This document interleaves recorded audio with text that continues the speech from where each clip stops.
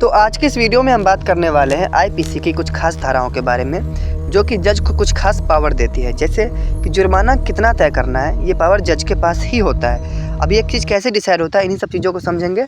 तो जैसा कि पिछली वीडियो में हमने आईपीसी की धारा 56 तक क्लियर कर लिया था और अब स्टार्ट करते हैं आईपीसी की धारा 57। देखिए, आईपीसी की धारा 57 क्या कहती है कि जब कानून में सज़ा की गणना करनी हो तब उम्र कैद को 20 साल के बराबर माना जाएगा।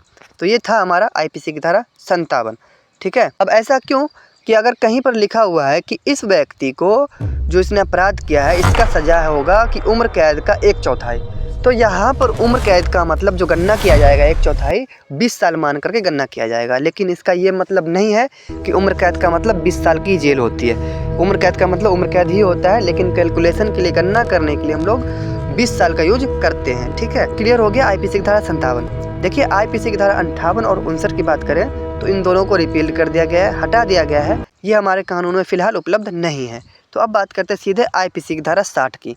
देखिए, आईपीसी की धारा 60 क्या है? जब किसी अपराध में सज़ा कठोर कारावास और साधारण कारावास दोनों में से किसी एक की हो तो अदालत ये तय कर सकती है कि पूरी सज़ा कठोर होगी या फिर पूरी सज़ा साधारण होगी या फिर कुछ हिस्सा कठोर और कुछ हिस्सा साधारण होगा। तो ये पावर होता है जज के पास। तो आईपीसी की धारा 60 क्लियर हो गया। बात करते हैं आईपीसी की धारा 61 की। देखिए, आईपीसी की धारा 61 और आईपीसी की धारा 62 इस दोनों को भी रिपील्ड कर दिया गया है, मतलब हटा दिया गया पूरी तरह से। ठीक है। अब बात करते हैं सीधे से आईपीसी की धारा 63 की। देखिए, आईपीसी की धारा 63 क्या है? ये जुर्माने की राशि को तय करती है।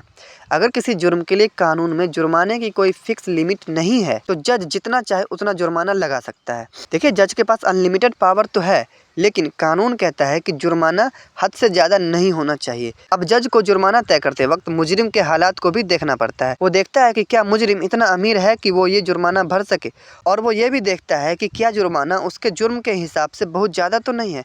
एक उदाहरण ले लीजिए, अगर किसी गरीब आदमी ने एक छोटी सी चोरी की है तो जज उसके ऊपर 10 लाख रुपये का जुर्माना नहीं लगा सकता, क्योंकि वो उतना भर ही नहीं पाएगा, वो हद से ज़्यादा हो जाएगा।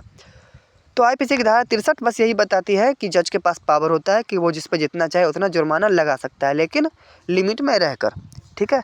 तो इस वीडियो में यहीं तक रहने देते हैं हम। अगली वीडियो में आईपीसी की धारा 64 से स्टार्ट करेंगे। तो मिलते हैं अगली वीडियो में आईपीसी की धारा 64 के साथ। तब तक के लिए गुड बाय।